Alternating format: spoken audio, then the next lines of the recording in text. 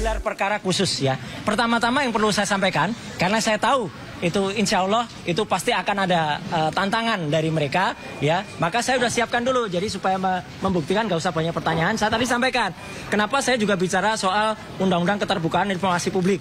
Nah, sebelum tentang undang-undang keterbukaan informasi publik itu diberikan, saya sampaikan kalau selama ini mungkin teman-teman banyak lihat, saya dulu ikutnya keterlibatan di apa? Ini adalah surat dari Kementerian Komunikasi dan Informatika, masih zaman menterinya Pak Syamsul Muarif. Jadi ini surat di tahun 2003. Saya adalah termasuk diundang secara pribadi ya dari Universitas Gadjah Mada. Jadi clear kan, saya Dr. Ismo, Dr. Tifa itu clear banget. Dan yang lainnya adalah para lembaga. Kemudian saya tadi juga sempat, karena ada DPR, saya sampaikan juga.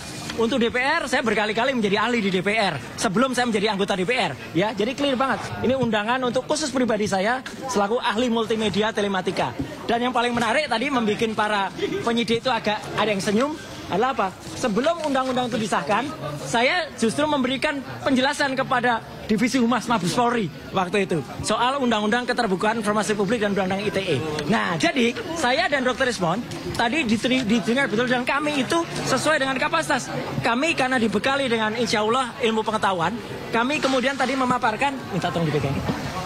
Kami memaparkan apa yang ada, yang tadi mungkin pada saat masuk sudah disampaikan, tapi ini saya jelaskan lagi. Saya menjelaskan tentang analisis teknis ijazah dan skripsi yang 99,9% palsu. Ya. Dan saya terbuka sekali, kami terbuka. Paparan ini, baik secara hardware maupun secara software, tadi kami berikan dan Pak Kepala Pimpinan itu suka sekali menerima, langsung dibaca dan langsung di-copy untuk anggota supaya nanti bisa di semuanya ya. Dan yang jelas kami berangkat dari paparan ketika Fakultas Kehutanan UGM, yaitu Dekan Fakultas Kehutanan Sigit Sunarsa itu memaparkan tentang ijazah fotokopi yang sudah dipaparkan tahun 2022. Salah satu TV waktu itu yang mewawancarai dia, dan ini saya gunakan sebagai alas hukum pertama. Artinya ada fotokopi ijazah yang kemudian bisa kita analisis. Tapi kemudian saya sama dengan Dr. Ismon, karena itu hanya berupa fotokopi dan masih hitam putih, kami belum bergerak sampai ada seorang kader dari Partai Solidaritas Indonesia, si Dian Sandi, itu mengupload. Nah, karena ada ini, sekali lagi saya katakan, justru sebenarnya postingan dari Dian Sandi inilah yang kemudian membuat gaduh, membuat heboh. Karena dengan adanya foto paparan berwarna ini, dari sini dikatakan asli, Dr. Ismon kemudian nanti akan cerita, kemudian akan meneliti soal cap yang ternyata tertempel oleh pas foto. Ya, dan itu jelas banget, tadi penjelasannya jelas banget, pakai red, green, blue, berapa skalanya clear banget ya. Jadi ini kemudian kita teliti dengan ELA, Error Level Analysis. Dan meskipun ELA ini sudah kami sampaikan, saya tunjukkan yang namanya ELA itu adalah untuk memeriksa kalau sebuah gambar atau itu sebuah ijazah banyak rekayasanya pasti akan error. Teman-teman lihat, ini ijazah saya tahun 91. Dengan dikoreksi pakai ELA, dengan dites pakai ELA, masih ada huruf-hurufnya masih kelihatan. Bahkan kalau ini full di ELA, teman-teman bisa lihat masih ada bekas-bekas jejaknya. Tuh, masih ada. Artinya ini asli. Itu legislasinya juga masih ada, ya, legalitasnya masih ada. Pas foto saya juga masih kelihatan, logo UGM masih kelihatan. Nah, pasti pada bertanya, gimana dengan ijazahnya Joko Widodo kalau di ELA? Ini hasilnya. Nah, sorry, separuh dulu biar nggak langsung lihat kacau. Nah, lihat ini ijazahnya yang disebut-sebut Joko Widodo. Runyam, begitu di ELA hancur dia. Artinya ijazah ini sudah direkayasa pada bagian logo, pada bagian foto. Bahkan ketika kita ELA secara full, kelihatan sekali. Tuh, hancur. Sekali lagi semua presentasi ini tadi saya paparkan dan tanpa terputus. Dan pimpinan rapat senang sekali dengan rapat, karena ini benar-benar sangat signifikan dan definitif. Kedua, soal foto. Foto saya sampaikan bahwa kalau foto itu asli, ini foto di ijazah saya tadi dengan foto saya sekarang. Ada software yang namanya face comparison, itu akan mengatakan match. Mau kita tahun berapapun, tua sekalipun, software ini ngerti, dia punya algoritma yang bisa mengerti, itu match. Kemudian kalau foto di ijazah Jokowi ditampilkan dengan fotonya Jokowi sekarang, apa hasilnya? Ini not match, tidak cocok. foto di ijazah Jokowi tidak cocok dengan wajah Jokowi. Clear ya. Terus kemudian cocoknya dengan siapa? Nah, saya memeriksa banyak foto. Akhirnya masuklah foto seseorang namanya Dumatno Budi Utomo. Apakah foto Dumatno ini kemudian ada yang cerita, wah tahun 85 Dumatno itu baru 8 tahun. Ya bukan tahun 85, ini dipalsukan. Tahun berapa dipalsukan? Nah itu nanti akan terjawab. Apakah tahun 2012, apakah tahun 2017, itu nanti akan terjawab. Dan kalau diperlukan itu bisa kita paparkan juga. Nah yang jelas apa? Kemudian kita periksa sekarang, ini yang paling penting. Soal identik atau tidak identik. Ijazahnya Joko Widodo 1120. Saya tadi langsung tembak kepada Pak Dirtipidum, Pak Juandani. Karena Bapak menampilkan ini, yang saya tampilkan ini. Bukan lagi punyanya PSI. Karena ini yang ditampilkan di Barreskrim. Karena ini yang dianggap resmi. Meskipun ini fotokopi, ini lipatan. Teman-teman lihat, 1120. Saya menggunakan 3 ijazah pembanding. Dan saya transparan, terbuka. Tidak ditutup-tutupi ijazahnya yang mana. Itu tadi saya tantang, saya challenge. Jadi kalau Barreskrim, Pak Juandani senyum tadi. Tolong tampilkan nomor ijazahnya. Ini nomor ijazahnya. 1115 milik Fronojiwo. Saya berani tampilkan ijazahnya untuk pembanding. Jadi kalau Pak Fronojiwo tadi bahkan dikatakan, berani nggak kalau nanti Pak Fronojiwo dihadirkan? Sangat berani, ya.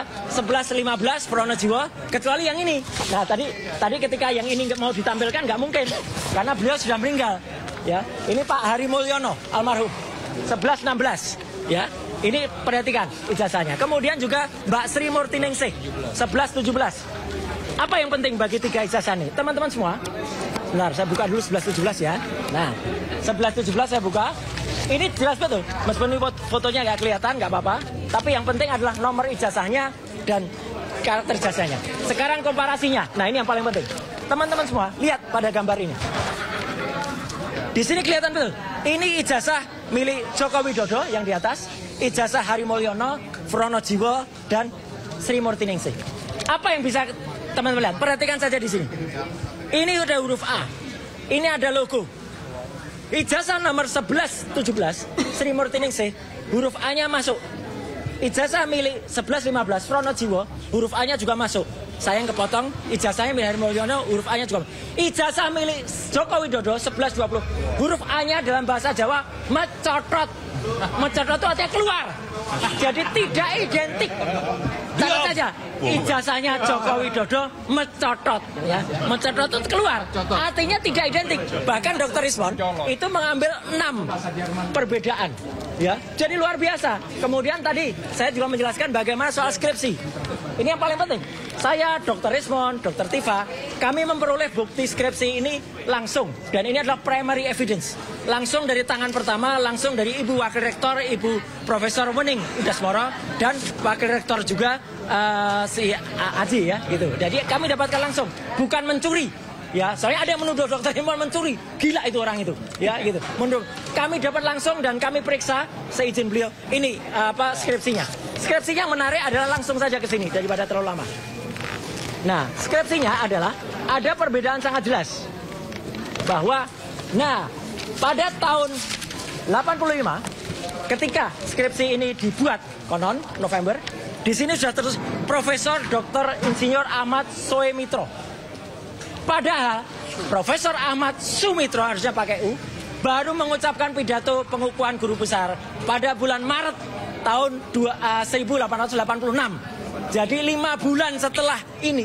Jadi kan nggak mungkin dia menuliskan di. Yang benar yang ada di sini. Memang ini skripsi asli. Lihat kertasnya, warnanya. Ini warnanya bulek, udah tua. Ini warnanya baru kertas ini. Jadi ini ada kertas baru atas nama Joko Widodo yang dimasukkan ke dalam skripsi milik orang lain ini. Di sini benar, Dr. Insinyur Ahmad Sumitro, belum profesor.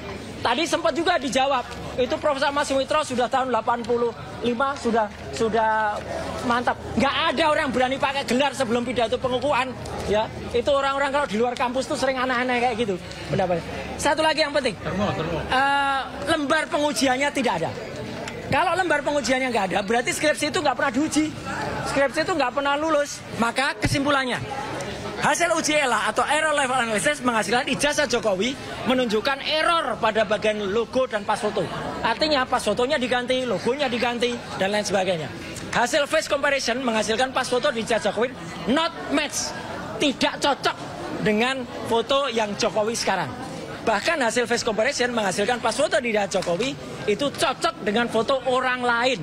Clear ya? Nah, kemudian ijazah pembanding 1115 miliknya Fronojiwo, 1116 miliknya almarhum Hari Mulyono, 1117 miliknya Sri Murti Ningsih, itu identik. 3 itu identik. Tapi yang 3 identik ini tidak identik dengan ijazah 1120 milik Joko Widodo. Jadi ijazah Joko Widodo tidak identik. Clear. Dan ijazah pembandingnya jelas. Palsu. Kemudian palsu atau nama Dr. Insinyur Ahmad Sumitro di ucapan terima kasih itu sudah bergelar profesor. Padahal dia belum profesor pada November 85 karena pidato pengangkatannya Maret. Nah, jadi itu yang penting. Beliau dikukuhkan menjadi guru besar. Dan terakhir, tidak ada lembar pengujian yang sangat penting di skripsi itu. Tidak ada lembar pengujian. Klausul yang paling bawah ini yang paling penting. Kalau cacat, skripsinya cacat, maka itu tidak akan lulus. Dan kalau orang yang nggak lulus, nggak akan punya ijazah. Dan sekaligus kami berdua tadi tersenyum di dalam, karena kami sempat singgung-singgung soal keahlian kami. Saya tunjukkan tadi dengan berbagai dokumen, kemudian berbagai sertifikat, berbagai pengakuan dari DPR, dari Kementerian Kominfo waktu itu, bahkan dari Mabes Polri. Kita sah semuanya. Dan lucunya, orang yang men-challenge kami itu tadi katanya mengaku ahli digital forensik, ternyata ahli sastra, ya. Karena dia nggak punya presentasi apapun, cuman ngomong aja bla bla bla bla bla. Kemudian sempat ini fakta ya. Saya tidak menutupi. Sempat di stop oleh Pak Kepala Rawasidik karena udah kamu nggak, dia pengatakan kamu loh itu. Udah kamu nggak usah cerita itu, kami sudah tahu. Cerita saja apa yang kamu bisa bantah untuk mereka, untuk beliau-beliau itu. Gitu. Dan ternyata nggak bisa, cuma nomor-nomor aja. Nah, biar tambahkan Dr. Ismon, silakan. Jadi kesimpulannya orangnya apa? Insya Allah kita hanya bisa berharap, ya. Kita manusia. Manusia itu kan tidak mungkin sempurna. Jadi kita hanya berdoa dengan bantuan media semuanya, ya. Moga-moga apa yang saya persembahkan untuk TPUA, apa yang kami persembahkan untuk ini bisa diterima dan bisa mengubah, ya, apa yang kemarin terjadi. Tapi tentu itu semua kita juga harus mohon doa. Moga-moga mereka semua yang ada di ruangan diberikan hidayah oleh Allah Subhanahu Wa Taala. Amin. Itu ya. Oke, silakan.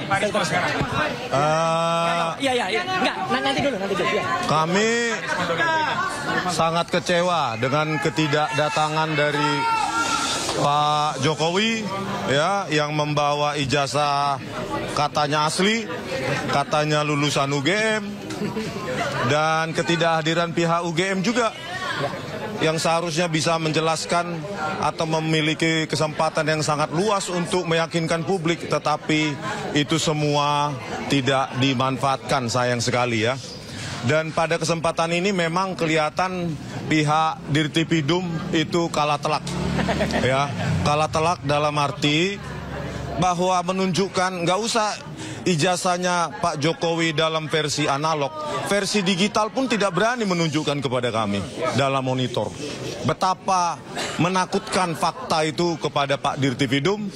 Dan tadi ya kami telanjangilah habis-habisan, ya, laboratorium forensik Bareskrim terpaksa kami telanjangi, bukan karena kami benci, tetapi kami menginginkan forensik yang bermartabat, independen, tidak diatur, tidak dimanipulasi. Bahkan tidak, Kapolri pun harusnya tidak boleh punya otoritas mengatur hasil dari forensik.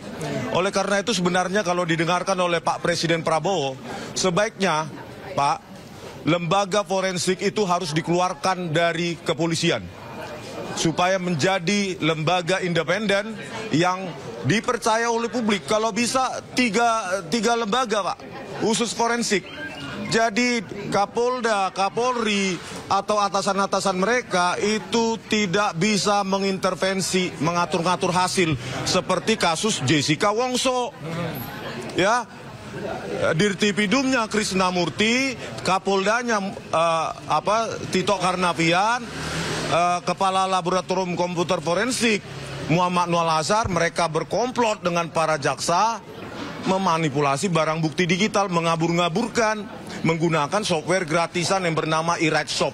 Itu software gratisan dipakai oleh laboratorium forensik. Tadi saya jelaskan juga ya, Mas, pengantar saya. Kenapa saya jelaskan ini? Karena saya cinta kepolisian. Supaya forensik ini benar-benar untuk kita semua, untuk rakyat. Dan nggak berani dipotong tadi oleh polisi. Iya, dan seperti ini, Tito Karnavian ingin jadi Kapolri, dimanipulasi oleh Muhammad Nur Lazar lewat software gratisan iRed Shop untuk mengabur-ngaburkan dan menganimasi. Itulah contoh nyata. Ya, belum lagi KM50, belum lagi Verdi Sambo. Ya, dibilang video DVR itu tersambar petir, padahal mereka yang merekayasa, merusak. Jadi ini makanya kita telanjangi benar-benar Dirtipidum ini dan timnya, bukan karena kami benci, tapi karena kami cinta kepolisian. Ya, kami sangat cinta kepolisian karena apa? Karena kita yang bayar mereka. Pajak kita kan? Kami jelaskan tadi bagaimana menganalisa lintasan stempel, kok nggak ada.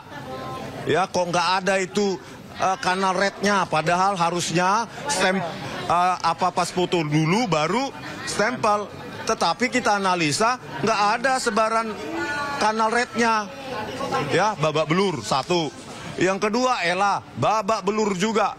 Ada deep fake forgery, babak belur juga. Ya, masalah skripsi juga babak belur. Ya. Yang mengatakan, yang disimpulkan secara prematur, lembar pengesahan skripsi Joko Widodo hanya diraba, dirasakan ada cekungan, disimpulkan hanya hand press dan letter press, dan nggak bisa dijawab hari ini. Jadi kapan kesimpulannya disampaikannya, Bang? Kesimpulannya pasti kalah telak gitu, ya. Apapun hasilnya, karena memang tadi sempat Dirtipidum melirik saya ke belakang waktu saya merepresentasikan, seolah-olah memohon ampun bang, ampun bang. Seolah-olah ya? Iya, seolah-olah ampun bang, cukup lah bang, jangan kulitin terus bang, ampun bang. Jadi Biro Wasidik menyampaikan akan kapan menyampaikan kesimpulan dari gelar perkara? Ya, kapanpun itu, saya kira Karo Wasidik harus fair.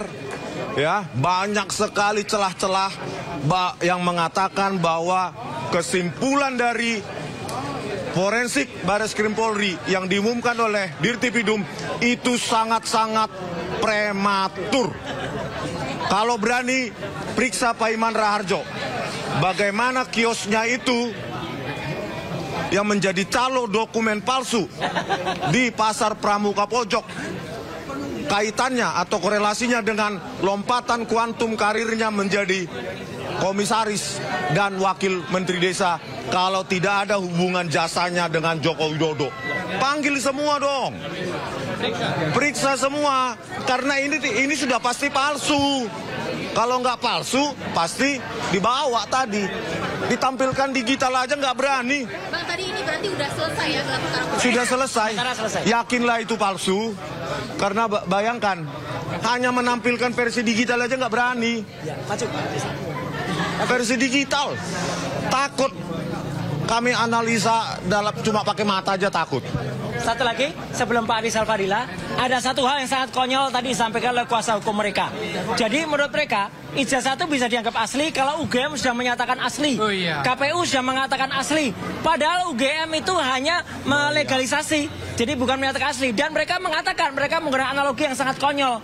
Jadi kalau misalnya pemeriksaan jenazah, ya jenazah sudah cukup pakai visum, otopsi selesai. Kan nggak perlu ijazah jenazahnya dihadirkan. Nah itu konyol. Jenazahnya perlu dihadirkan. Contoh kasus Joshua, iya kan? Otopsi bisa salah, visum bisa salah. Maka ini jangankan jenazah, ijazahnya harusnya dihadirkan dan akan terbukti kalau ijazah dihadirkan itu terbukti akan palsu. Pak Rizal, monggo. Oke, silakan Pak Bang Rizal. Mikrofonnya Bang Rizal. Bang Rizal dulu.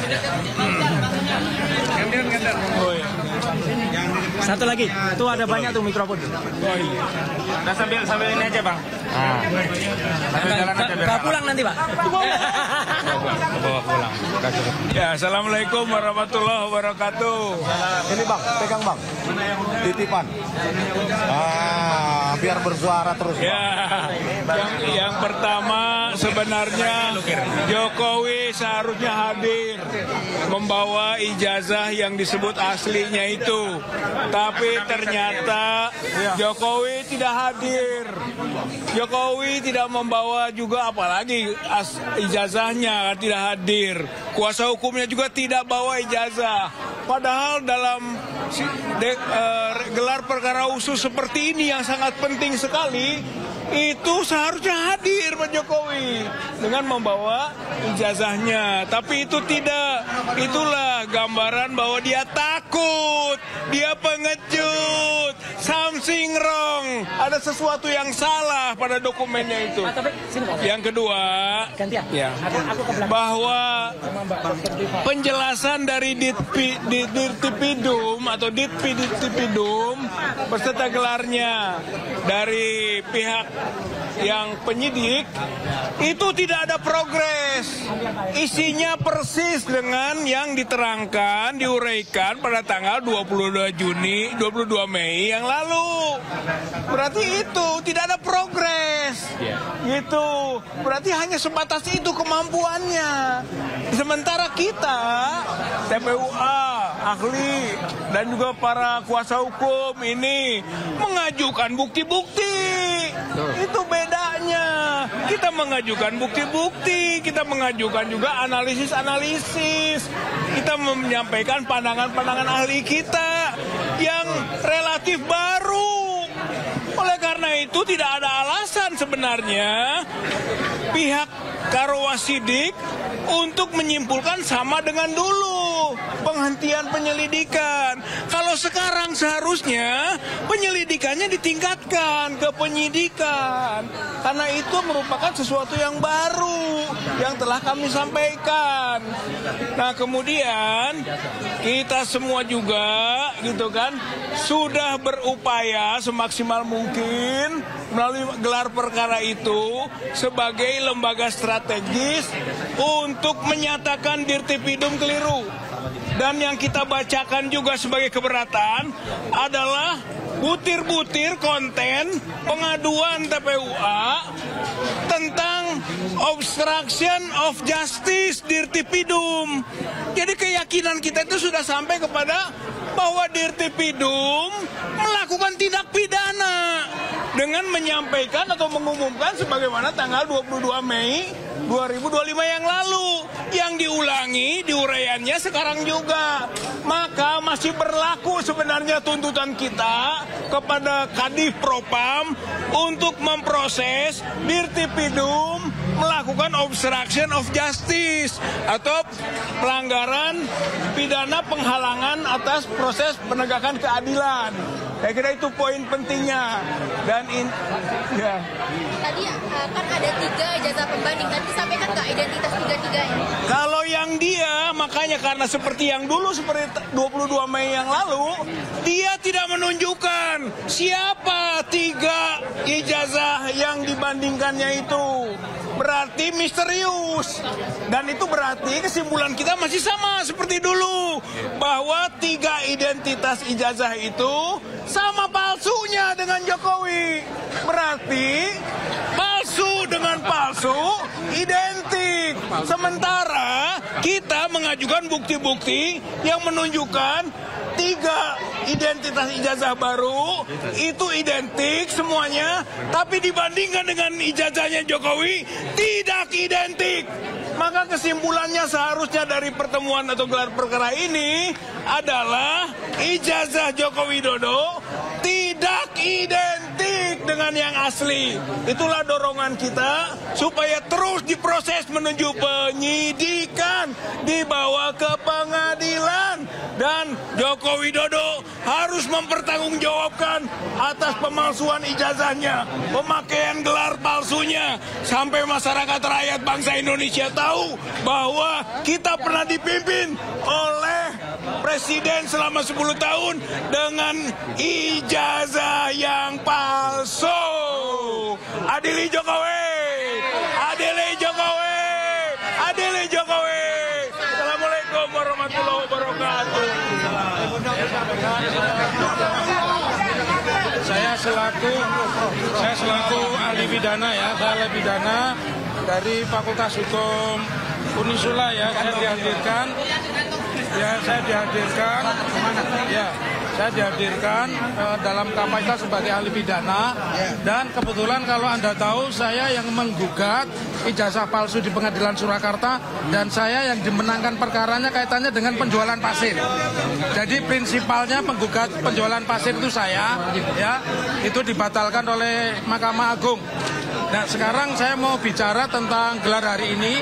Hari ini gelar dari TPUA itu menghadirkan 9 orang, ya, dengan 4 orang ahli. Yang pertama bicara ahli adalah saya, Muhammad Taufik, dosen Fakultas Hukum Universitas Islam Sultan Agung. Ada 7 yang saya sampaikan. Pertama, di dalam gelar itu tidak ada istilah penghentian penyelidikan. Karena gelar itu secara apa? Karena penyelidikan itu secara teori adalah serangkaian tindakan penyelidik menduga terjadinya tindak pidana. Kalau menduga itu cuma 2. Apa alat bukti yang belum ada harus dicukupi, bukan dihentikan. Oleh karenanya saya tadi ditanya oleh kepala pimpinan gelar, saya sampaikan ada 3. Kalau tadi Pak Brigadir Jenderal Polisi Juhamdani, Direktur Tindak Pidana Umum mengatakan memeriksa 4 saksi dari TPUA, ternyata dia belum memeriksa ahli. Dan kami sebagai ahli berempat ini siap. Saya Butiva, Bang Rismon, Rai Surya itu siap diperiksa sebagai ahli. Kemudian yang kedua, siapa yang harus diperiksa? Peristiwa locus delicti dan tempus delicti itu terjadinya di Surakarta. Karena beliau juga mencalonkan.